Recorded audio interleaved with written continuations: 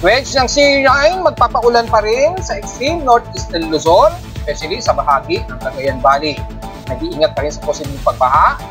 At northeast monsoon, medyo lumayo ng kaunti. Kaya yung amihan madalas sa gabi mararamdaman. Pero southern part ng Visayas at Mindanao, pagdudulot din ng mga kalakat ng mga moderate and some heavy showers, bunsod ng surface track o southwesterlies wind flow.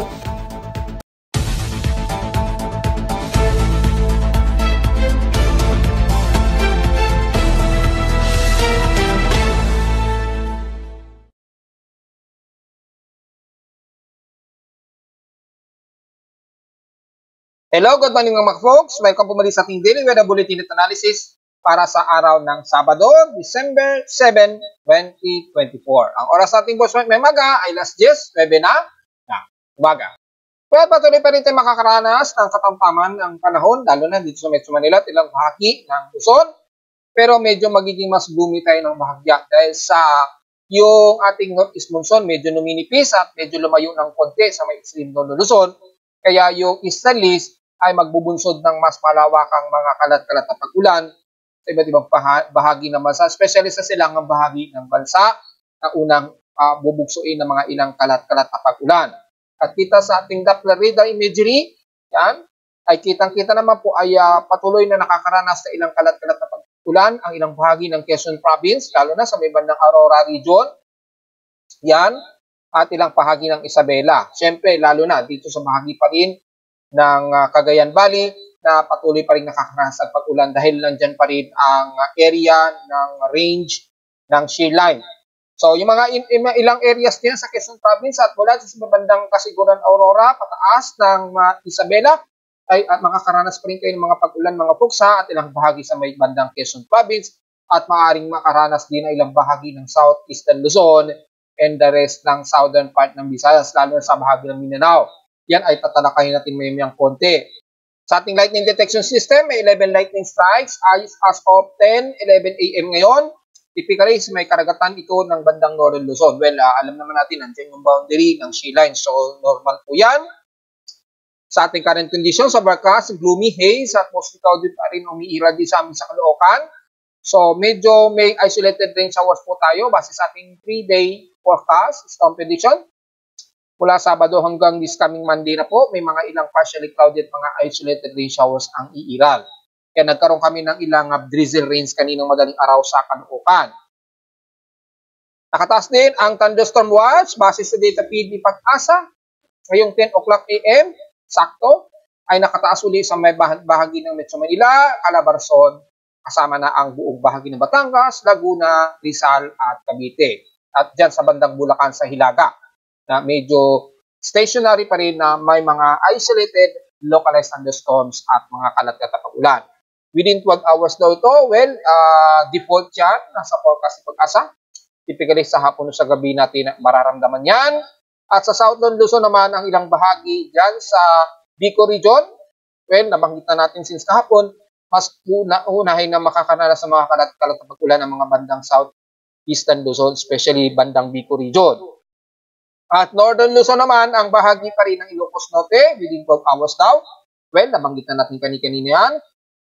Kasama na ang bahagi ng Cagayan, within 12 hours. So, since napakahaba ng range, matik, makakaranas sila niyan at very isolated cases. Sa lowest temperature, ito lang na aking weather station. Kaninang 5:32 a.m., nakapagtala kami ng lowest of 24.9 degrees Celsius. Kahapon, medyo katamtaman na maalinsangan o mataas ang aming air temperature, mabot ng 33 degrees Celsius kahapon ito ng umaga at 11:39 a.m. So medyo mataas ang naging heat index namin kahapon, mabot ng 43.2 degrees Celsius ang naging init pandaman namin kahapon sa Caloocan. Kung itatabi naman sa PA6 streams in past 24 hours, nangunguna ang Dagupan sa may mainit na temperatura na nasa 34.5 degrees Celsius. Sa Baguio, bahagyang muling bumababa na nasa 16.6 degrees Celsius ang kanilang lowest temperature sa Baguio. So alam nyo na kung gaano kababa sa Benguet, malamang around 13 to 12 degrees Celsius yan approximate. Sa may bandang Basco, Batanes naman, nakaranas sila ng 67.7 mm na total rainfall Well, hindi tayo nagkakamali na binanggit na natin yan since kahapon pa at isang araw dahil nga po sa shear line patuloy pa rin uulay ang area na yan kasama na ang buong Cagayan Valley sa silangan. Sa amin sa Caloocan, 0.9 mm lamang naging pag-ulan at nagsimula lamang ito kanina madaling araw. At kahapon wala naman kaming naging pag-ulan dito sa Caloocan. At sa humidity, medyo mataas ang concentration, 78%. At bumaba ito ng 3% since last hour at manatiling nasa moderate ang ating atmospheric pressure at 1,009 hectopascal. So very gloomy ang magiging panahon yan at asahan pa rin natin na mas gloomy despite na nakakaranas tayo ng medyo partly cloudy at umaaraw minsan-minsan. So naglalaro po yung ating barometric pressure 1,009 to 1,000 hectopascals and steady ito since last hour. High tide low tide status manatiling mababa po. So, baka bukas na yun ng madaling araw. Kung sisilipin naman natin kung gaano kataas yan, so far, ang magiging mataas niya ay aabot lamang ng 0.2 meters. Malamang kinabukasan na ito tataas. Mga bandang alauna na ng madaling araw. Yan, aabot ng 1.1. So, kinabukasan na yan ng madaling araw ng December 8. Ngayon ay wala pong expected na high tide o low tide status tayo. Mabababa lamang. Nanatiling mababa ang ating water level sa pakpang ng Manila Bay. So, pwede po pumalaot. Kaya lang, kung sisilipin natin ang gale warning, kung gagamitin natin doon sa pinaka-significant wave height ng ating tropical cyclone assessment monitoring, which is nakikita natin yung significant high. Ayan. So, kung sisilipin natin, mataas ang pag-alon pa rin sa may bandang extreme ng Luzon dahil pa rin sa ating northeast monsoon o amihan. At ilang bahagi na silangan naman at dahil na rin sa bugsuri ng easterly trade wind, lumalakas po ang pag-alon dyan. Umaabot ng 1.25 to 2.5 meters. Kaya sa mga malilit na bangkero o mangingisda natin, lalo na sa bandang extreme Nodo Luzon and the rest ng western and eastern part ng Nodo Luzon hanggang dyan sa may bandang South Luzon, kung maaari i-restrain muna. At sa susunod na 24 oras, aabot pa daw ito ng 22.5 meters ang alon, lalo na sa may bandang Nodo Luzon, sa may mga baybayin. So, delikado po, kumalaot hanggang bukas sa mga malilit nating mga mangingisda. Ibig sabihin lamang, lalakas muli ang daloy ng northeasterly monsoon simula bukas. Ngayon, medyo manipis-nipis lamang siya at medyo bahagyang lumayo siya. Pumalik sa may bandang pagitan ng Taiwan, Southern Taiwan at bandang Batanes, Cook Islands. So, yung amihan natin sa buong Luzon, lalo na sa may Central Luzon hanggang Metro Manila, bahagya lamang itong nabawasan. So, sa gabi natin mararamdaman pa rin yung lamig ng habagat, ha? So, ng amihan, rather. So, tuloy-tuloy pa rin tayo makakaramdam ng amihan o lamig o ginaw ng hangin.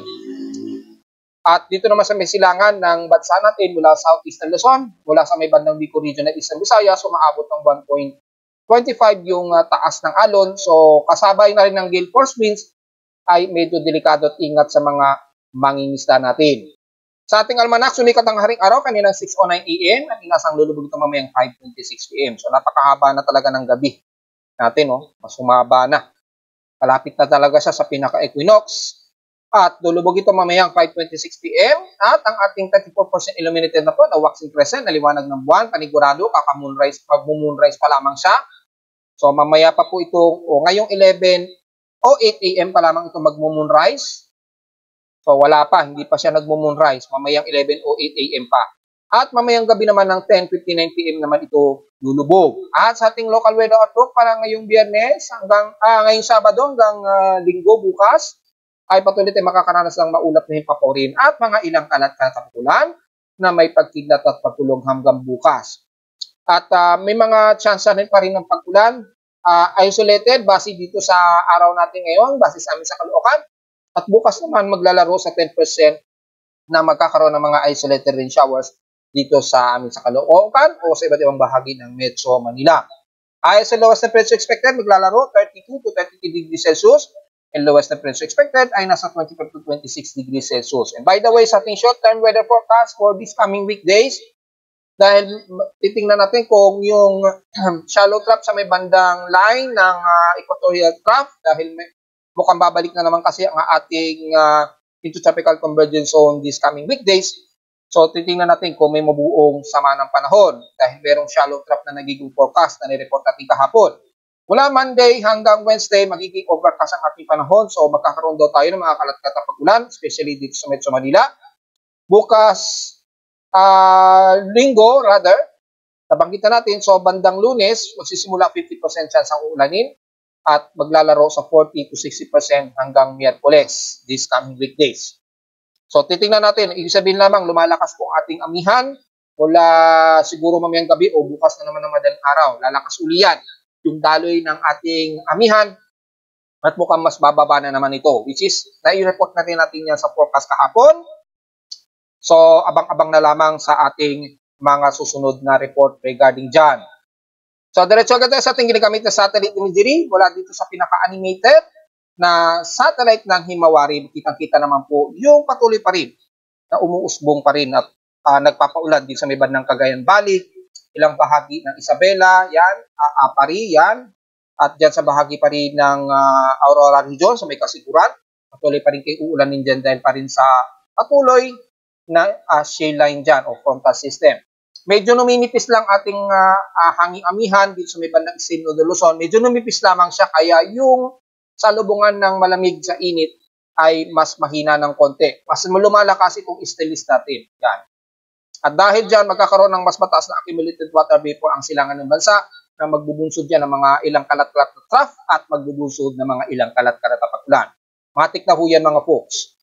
At habang inobserbahan natin yung mga ilang kalat-kalat na pag-ulan, lalo na sa bahagi ng Southern Visayas at Mindanao, yan, yung trough circulation na yan, na magbubunsod po ng mga kalat-kalat na pag-ulan. Mga ilang moderate and heavy rain showers po ang iiral sa bahagi ng Eastern Mindanao at Southern part o Southeast part ng Visayas. Ingat po sa mga posibleng pagbaha at huwag naman sana magkaroon ng pagguho ng lupa. So susilipin natin yung heavy rain potential, mataas ang heavy rain potential sa may bandang Eastern Mindanao. So sakop na ilang bahagi ng Davao Region. So nitong maghapon po yan, kung gagamitin natin yung satellite imagery gamit ang NOAA, ay makikita po uulanin ang bahagi nito ng bandang Surigao del Norte, Surigao del Sur, yan. Kasama na ang Agusan del Norte hanggang pababa na yan ng Davao de Oro. Moderate to heavy rain showers po ang mas mararamdaman mula dyan sa pagitan ng Tandag at hanggang bandang Agusan del Sur sa may bandang Bayugan at kasama na ang bandang Bislig, pababa na yan ng Torrento at San Joseta. Mas mataas po, moderate and heavy rain showers po ang kalat-kalat na iiral dyan. Siyempre, damay na ang mga isla ng Dinagat at Siargao Island. Ingat po sa mga posibleng pagbaha. The rest naman ng Davao de Oro, dyan sa may bandang Compostela Valley, pababa ng Davao Oriental, makakaranas pa rin kayo ng mga ilang light to moderate and some heavy rain showers po. So ingat po at magdala po ng pananggalang sa ulan dahil pabugso-bugso po ang magiging pag-ulan dahil sa cluster na ito ng trough na nanggagaling sa dagat Pasipiko natin. So, within 48-hour period, magre-regenerate po ang intertropical convergence zone na naman anytime kaya nakakaranas kayo ng mga moderate and heavy rain showers. At syempre, mula Davao del Norte hanggang Davao del Sur, makakaranas din kayo ng mas maulap na himpaporin at mga biglang kalat-kalat na pag-ulan at may pagkidlat at pagkulog and the rest ng sentral ng Mindanao. Kasama na ang bahagi ng Northern Mindanao mula Misamis Oriental hanggang Lanao del Norte. At mula man sa Sorsogon area mula Maguindanao del Norte, pababa na yan ng Sultan Kudarat, South Cotabato, hanggang dyan sa Davao Occidental. Maulap din ang himpabuwid ninyo. Kalat-kalat din ang mga pag-ulan na may ilang pagkidlat at pagkulog ang aasahan maghapon. At mula sa bahagi ng Zamboanga Peninsula, starting Zamboanga del Sur hanggang Sibugay, ay makakaranas din kayo ng mga ilang light to moderate showers at mga pangilan-gilan na mga ilang moderate showers pababa dyan sa bandang Basilan at Ulusuro area. So, mas maulap at maulan ang bahagi ninyo yan. At mula sa pataas tayo ng bandang Southern Visayas, ang bahagi nga po ng Central Eastern Visayas, lalo na sa Southern part, mula sa Eastern Samar Region, ay mula Borongan, pababa ng Gagian, Eastern Samar, makakaranas kayo ng mga ilang light to moderate showers, kasama na ang bandang Southern part ng Leyte, mula dyan sa bandang Liloan, pataas na yan, ng bandang Baybay. Magiging maulap din ang buong Tacloban at ilang bahagi sa Ormoc. So magdala po ng mga panananggalang kung sakaling magkaroon kayo ng mga biglang isolated rain showers. Very gloomy rin ang magiging area ninyo dyan sa buong bahagi ng Leyte, kasama na ang buong central ng Visayas sa Central Cebu, Bohol, at areas ng Negros Region. Magiging mas maulap din ang bahagi ninyo hanggang Panay, kalat-kalat din ng mga pag-ulan at pagkidlat at pagkulog pataas tayo ng bandang Southern Luzon. So most of gloomy tayo ngayon at mga isolated na mga kalat-kalat na pag-ulan ang mostly naiiral sa Southern Luzon hanggang Visayas area. Ang bahagi ng Mimaropa, especially ng Palawan, nakakaranas ngayon ng mga biglaang moderate and heavy rain showers. Lalo na dyan sa bahagi pa rin ng Puerto Princesa, pataas ang San Vicente. Ingat po sa mga biglaang buhos ng ulan, magdala ng pananggalang. Pababa ng Nara hanggang Brooks Point na po yan at Kalayaan Group of Islands dyan. Magdala po ng pananggalang dahil magiging kalat-kalat po ang mga pag-ulan natin, very scattered rain showers na may mga pagkulog at pagkidlat. Sa bahagi naman ng Mindoro area, ay ang bahagi pa rin ng Occidental o Mapa-Oriental Mindoro, magiging mas maulap pa rin tayo dyan at ang kakaranas ng mga ilang kalat-kalat na pag-ulan na may pagkidlat at pagkulog. Kung sisilipin natin kung mataas ang temperatura sa bahagi ng Mindoro, just in case lamang, yes, mataas po ang temperatura dyan sa bahagi pa rin ng sa may bandang San Jose pa rin, Mindoro. Maabot pa rin sa mahigit 33 o to 34 degrees Celsius ang pinaka-temperatura ninyo dyan. So kahit na mas maulap kayo dyan sa bahagi ng Mindoro, ay magiging mas matindi pa rin o mataas ang temperatura ninyo dyan kung saan pa rin ang salubungan ng Easterlies at Northeast Monsoon na nagtatabas po hanggang dyan sa may bahagi pa rin ng Mindoro. So hindi pa rin kayo lusot sa mas mataas na temperatura at mga kalat-kalat na pag-ulan. At mula dyan sa bahagi ng Southern Luzon, pataas na nga po ng bandang Calabarzon, magiging very gloomy rin tayo at asahan din ang mga isolated rain showers na may pagtulog at pagkidlat. So nabanggit na po natin na hanggang Metro Manila ay makakaranas din ng mga gloomy at mga isolated rain showers ayon din sa ating satellite imagery rito. Pataas na ng buong central ng Luzon. Bagamat dito sa may bandang Central Luzon, mas magiging maaraw po at katamtaman ang lagay ng panahon. Kung ida-dark mode natin, kitang-kita po ang bahagi ng kanluran ng Zambales hanggang Pangasinan. And the rest ng Nueva Vizcaya hanggang Benguet, magiging katamtaman ang lagay ng panahon ninyo dyan. Mula La Union, pataas na yun ng Ilocos Sur at Ilocos Norte. Isolated rain showers lamang ang medyo iiral at kasama na mula Nueva Vizcaya hanggang Ifugao, Mountain Province, Kalinga hanggang Apayao. Katamtaman ang lagay ng panahon ninyo dyan, pagkamat hindi pa rin lusot ang forecast sa mga kalat-kalat na pag-ulan dahil nga po sa boundary ng shale line na pumapagitan dito sa bandang Apari, Tugigaraw hanggang dyan sa may bandang Isabela. So mula sa bahagi ng Isabela hanggang dyan sa may sakop na ng Tugigaraw, yan, hanggang Bagaw at Santa Ana hanggang dyan sa may bandang Apari, makakaranas din po kayo ng mga ilang moderate and some heavy rain showers na panaka-naka ang bugso ng ulan yan ha. So ingat na lamang po at magdala ng pananggalang, lalo na sa may baybay na ito ng Cagayan Valley na mas madalas umuulan. Dahil bago makatawid dito ng Sierra Madre ay mas malakasan po ang mga pag-ulan. Mga light to moderate showers po ang madalas. Pero patawid ng Sierra Madre, medyo katamtaman naman ang magiging panahon. Pagkaroon man ng mga ilang light drizzle rains ang madalas na iiral sa inyo. So, malaking tulong din talaga yung Sierra Madre na nababinding o nababind yung malawak na water vapor dito sa may baybayin sa silangan ng Northeastern Luzon. So, gano'n na po mangyayari at makakaranas ka rin kayo ng mga ilang kalat-kalat na pag-ulan dahil nga po sa malawakan nito ng boundary ng frontal system o shale line. So, ingat pa rin mga folks. At since wala pa naman tayo binabatay na anumang sama ng panahon, gaya ng ating report kahapon, ay magre-regenerate uli ang intertropical convergence zone mula ngayong hapon o gabi at sa susunod na 48 oras. At base na rin sa forecast ng mga computer models mula sa GFS na diniscuss na rin natin kahapon, ay yung lining dito ng ITCC magbubunsod dyan ng shallow trough. Kaya starting nga po, mga bandang Martes daw ito. So titingnan natin kung mangyayari na lalapit nga daw din sa may bandang Mindanao na magdudulot po ng mga kalat-kalat ng mga ilang moderate na heavy rain showers. Pero yung magiging bagyo, napakababa po ang tsansa base na rin mula sa ating analysis kahapon. KCMWF, walang latest at NABGEM. So kita natin yung consistency na magiging maulan ang bahagi ng Davao Region ay paghandaan na po pagdating this coming weekdays dahil yung intertropical convergence zone, bukod sa magre-regenerate yan, asahan po ang mga madalas na shallow trough o yung bumababang atmospheric pressure na magbubunsod po ng biglaang malakasang pag-ulan dyan sa parte ng Eastern Mindanao at Davao Region area. Yan o, yung lining na yan. Extended na yan hanggang next week, mga 9 po. Monday nga po hanggang Tuesday. Diyan, mas mararamdaman natin ang mga pag-ulan sa mga Mindanao. So ingat po sa mga biglaang crash dahil mula this coming weekdays, mas mararamdaman na ninyo na maalahabagat na ulan sa bahagi na yan ng Eastern Mindanao at ilang bahagi ng Southern Visayas. Mas madalas yan. Siyempre, hindi pa rin lusot ang buong climate core ng bansa na ating laging pinapaliwanag na madalas uulanin, hindi masyado sa may bandang kanluran. Madalas magiging mas gloomy lamang dyan. So kita-kita naman po natin, extending hanggang December 9, ang ITCC magre-regenerate. Ayon yan kay GFS. Since walang latest data kay ECMWF, pero na-discuss natin kahapon na walang significant na aktibong low pressure area tayo na mamataan. Bukod tanging si GFS lamang merong pinapakitaan dito na may shallow trough. Shallow trough lamang at wala tayong nakikitaan sa ngayon na magiging aktibong low pressure area. So yun ang medyo kagandahan. Wala naman sa global spectral model natin ay makikita natin medyo may shallow trough pa rin na magre-regenerate at magpapaulan sa may bandang Mindanao o Davao region. Ayan o. This coming weekdays. Ayan o. Lalapit yan sa may bandang southeastern ng Mindanao.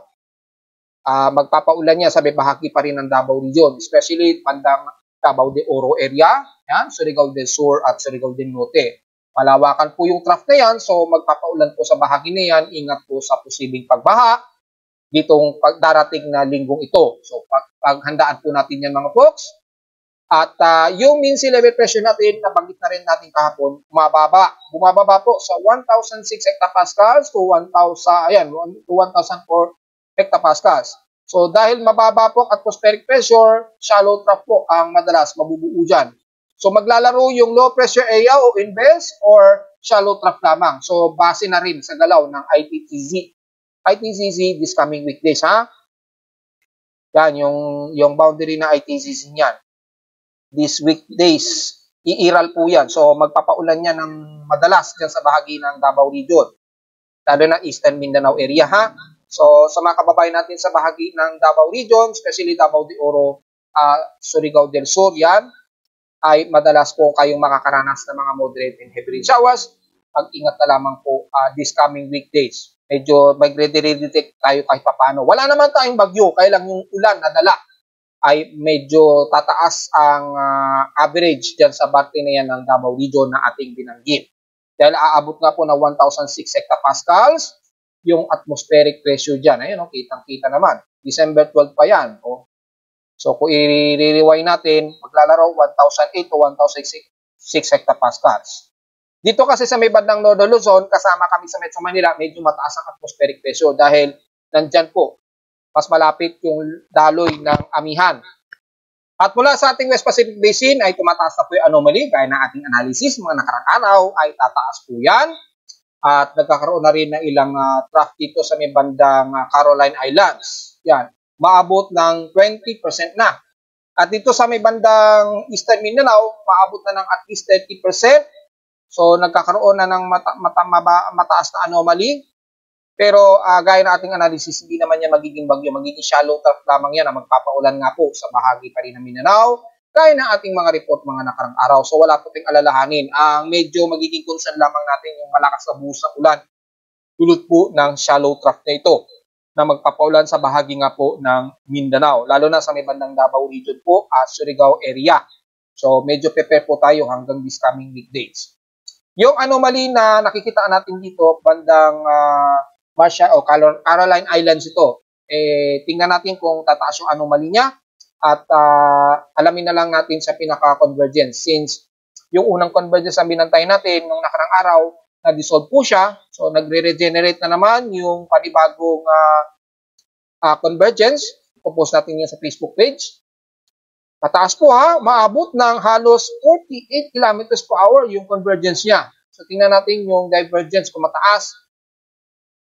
Yes, mataas din. So, ipopost natin to at meron tayong 55-hour period para bantayin ito kung magiging isang inverse dahil yung kanyang vorticity kung pagbabasahin natin ay mataas na rin, nagmo-moderate to high na rin. Kaya lang wala pang masyadong upward low convection, masyado pang hilaw yung alok niya. Pero may mga bahagyang vertical low level dito sa parte nito. Well, gaya na ating sinasabi, along yan kasi ng mabubuong intertropical convergence na naman within 48 hours mula ngayong araw. Kaya asahan na natin na magkakaroon ng posible pa rin Coriolis Circulation na bunsod na magiging inverse. Well, magpo-post tayo niyan at i-report natin yan anytime. At mula sa bahagi naman ng Eastern Mindanao ay mataas ng accumulation ng surface rock. Kaya mataas talaga ang anomaly na magbubunsod po ng maabot ng 20 to 30%. So expected na magkakaroon po ng mga pag-ulan na madalas sa bahagi nga po ng Davao Region ha. Medyo prepare po tayo lalo na these coming weekdays. So kamustahin ulit natin yung ating mga dams. Well, nanatiling nasa critical level itong si Angat Dam. So halos hindi siya operational. Ginagamit ngayon natin yung backup ng Lamesa Dam or ng Ipo Dam. So far ay normal naman yung water level. Kaya lang halos mag-negative na rin itong si Ipo Dam. Konting tipid-tipid sa tubig. At kung hindi tayo nagkamali, nag-declare na naman ang ating NAWASA na magtataas sila ng 250 to 3 pesos kada cubic meter daw pagpasok ng bagong taon ng year 2025. So nakakalungkot naman yan. Ang laki ng ipinapatong. Ang laki ng itataas sa mga bayarin. Nakakalungkot po.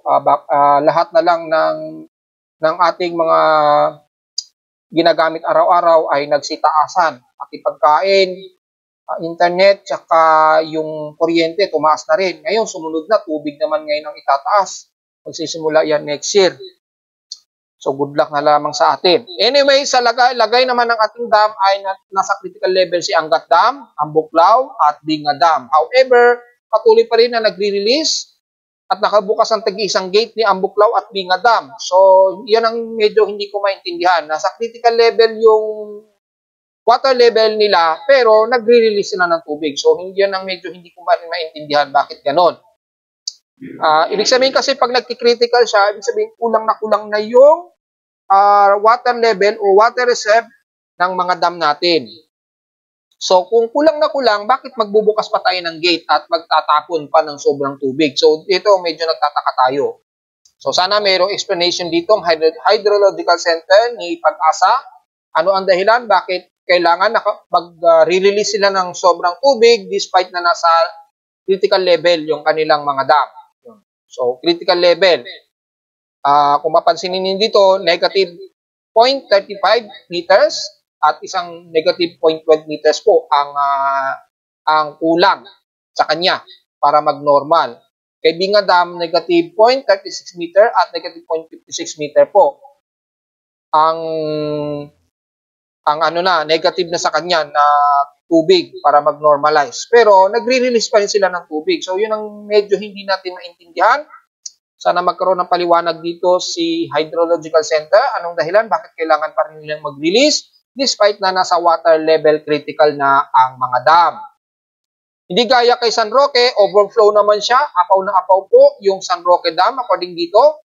Lagpas ng 0.77 meters. So, hindi naman sobrang taas nung sobra niya na overflow, pero normal lang yan. Automatic kasi nag-indicate yan. Oras na lumagpas ng at least ilang metro ang lumagpas sa kanya from normal deviation niya na supposed to be dapat nasa 280 lamang. 280 meters lamang yung normal niya na water level.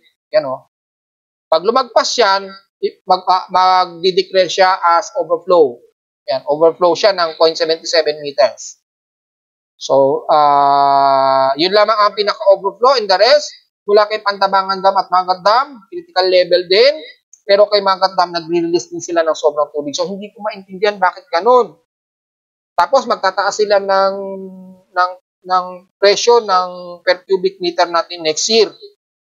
So, hindi ko talaga maintindihan ano ang nangyayari. So, dapat may paliwanag dito ang ating ahensya, lalo na kay Pag-asa at sa ating mga water reserve concessionaire. At mula sa ating monthly dam water level sa Pilipinas, critical. Yan, pareho silang critical si Angat at Mangat Dam. Pero gaya na ating pinaliwanag kanina, bakit yung kay Ambuklaw at Binga Dam, maging kay Mangat Dam ay nagre-release pa rin sila ng sobrang tubig despite na water critical o critical level na yung water reserve nila. So, kailangan ng paliwanag talaga dito. Bisitahin naman natin ang ating ulat lindol. Well, mayroong dalawang malakas-lakas na pagyanig ang na-detect ng aking seismometer sa Caloocan. Madalas, madaling araw ito, isang 1:18 o 1:17 a.m. o mga bandang 1:18 a.m. at isang mga 2:50 a.m. ng madaling araw. So, puro madaling araw to ha. Kung sisilipin natin sa pinaka-short period data feed mula kay PBOX mula kaninang madaling araw, merong isang magnitude 4.1 na may mababaw lamang na epicentral depth na 14 kilometers sa may bandang southwest ng Candelaria, Zambales. Yan. So, may pagyanig dito kaninang 2:49 a.m. So, malamang ito ngayon, Candelaria, Zambales. Ito yung naging pagyanig. Ito, mga bandang alauna, well, mukhang hindi rito sa loob ng Pilipinas. Well, hindi naman siya teleseismic, so baka malapit lamang yan dito sa amin sa Caloocan. Pero since malakas yung pagkinig, dapat madedetect yan ni PBOX. Pero mukhang wala eh. Puro minor earthquakes lamang, may hinang pagyanig. After dyan sa may bandang Zambales na umabot ng magnitude 4.1. So, sisilipin natin kung alin yan, mga kung international time, mga around 17, 18 o 19 a.m. So, 17-19, sisilipin natin sa International Seismic Network. Kasi dito, wala namang akong na-detect na medyo malakas na pag-inig. Pero sa may bandang Minahasa, Sulawesi, Indonesia, may magnitude 5.5 na na-detect. 1:14 a.m. ito, naka-indicate, base sa ating PH time. So, baka lamang ito yun. Dahil nagtugma ng oras dito sa amin, mga 1 o'clock o 1:14 a.m. Pero dito, mga 1:17 na. So, medyo malayo-layo yung travel time bago umabot sa seismometer ko sa Caloocan. So, malamang ito yon sa Minahasa, Sulawesi, Indonesia, ang na-detect ng aking seismometer kaninang madaling araw. Yan. Wala nang iba na mas malapit na malakas na pagyanig ang na-detect eh. So, wala nang iba. Ang suspect ay ang dito sa may bandang Minahasa, Sulawesi, Indonesia, ang nagkaroon ng pagyanig. Magnitude 5.5 po ito na may lalim na 12.6 km ang lalim. So, na-detect yan ang aking seismometer kanina. So, i-update natin to dahil pumasok sa ating seismometer sensor. At mula naman dyan ay wala namang sumunod na malakas na pagyanig lalo na sa loob ng ating bansa. Isa lamang dito sa may bandang Zambales na may magnitude 4.1. So, silipin natin yung historical earthquake kung nakakailan na tayo na total earthquakes habang nagre-report ako kasalukuyan. So, for the month of December 2024,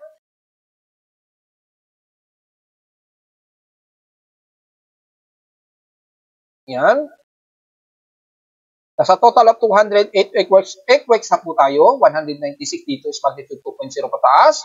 10 sa magnitude 4.0 pataas. So, konti pa rin. At nanatiling dalawa ang ating magnitude 5.0.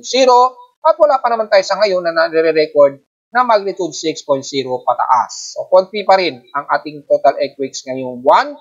Since nakaka 7 days pa lamang o halos nakaka-isang linggo pa lamang tayo for the month of December 2024. So, konti pa lamang. Wala tayong masyadong magiging komento dito, mga folks.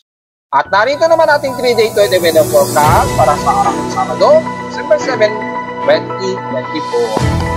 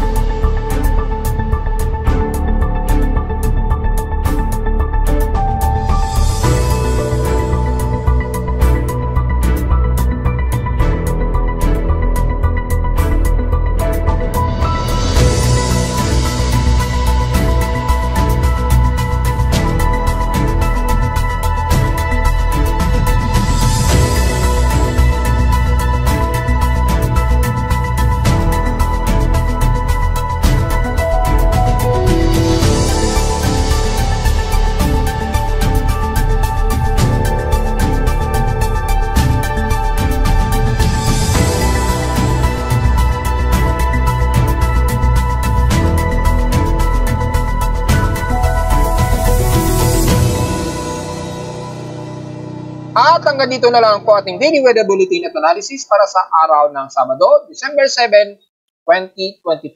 Huwag po kalilimutan na mag-like, share, and subscribe po sa ating YouTube channel at visit lamang anytime sa ating website at www.primoweather.com para sa iba pang detalye na gusto nyo malaman na hindi natin naisamang ngayong umaga sa ating report. Well, since stationary pa rin ating weather systems, bahagya lamang na humina ang ating amihan at medyo tumaas lang siya ng konti. Kaya medyo lumayo yung ating amihan ng bahagya.